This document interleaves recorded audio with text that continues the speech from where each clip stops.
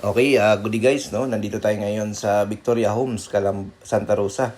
So meron kami ditong ginagawa guys na American home. Ang problema nito ay ayaw niyang mag-rinse and spin, no? Usually nagagamit nila ay wash lang, no? Pag nagdi-drain na siya guys, hindi na siya wash and spin. Ang error na nilabas guys is E4. E4 error, no? So ito po yung nilabas ng washing machine na ito ay American home.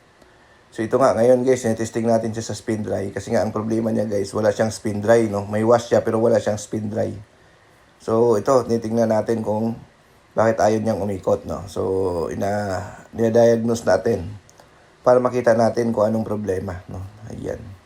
So mga gusto pala ng tutorial about washing machine, bisitahin niyo lang guys yung ating YouTube channel, Nurture TV, no, para kung gusto nyong maraming video, no, mayroon na tayong almost 1,000 videos tutorial na sa YouTube po, no. So Nurture TV yung pangalan. So dito nga guys, binuksan namin ito yung likod. So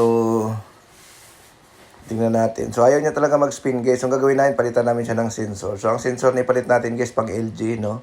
So okay lang naman yan. Dito kasi guys, kahit anong 3-pin nilagay mo dito, pwede basta 3-pin, no. So yan, pang LG sensor, pinalitan muna natin, tapos testingin natin, no.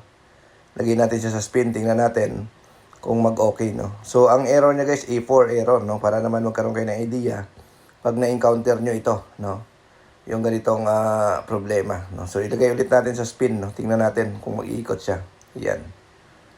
So, tingnan natin guys kung mag-spin, no. So, kung mag-spin siya, ibig sabihin, sensor ang problema, no. Kaya kung bagong technician ka, dapat may baon ka laging sensor, no. May 2-pin, may 3-pin ka dapat, no, nabdala-dala pag nagtutrouble para hindi ka na matagalan. Kasi nga, kung mag-check-check ka pa ng resistance ng sensor, maliligaw ka sa troubleshooting, no. Kasi minsan, merong mga good resistance na sira ang mechanical, hindi gumagana. So, ayan guys, antayin natin kung iikot siya, no.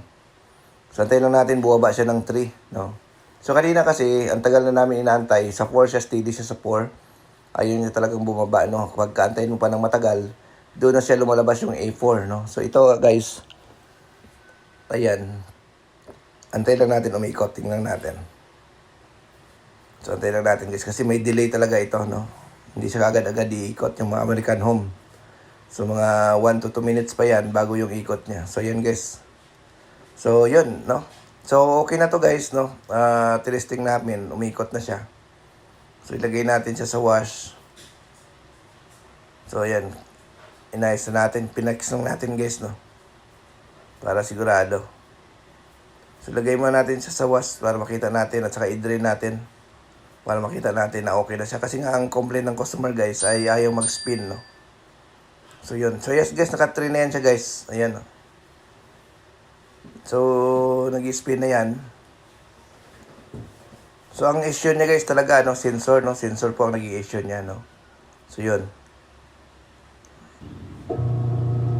So, may ikot na yan siya. Yan, oh. Tutukan natin. Medyo madilim kasi. Ayan, oh. Yan. So, working na yan siya. Yun. Okay. Thank you. Bye-bye.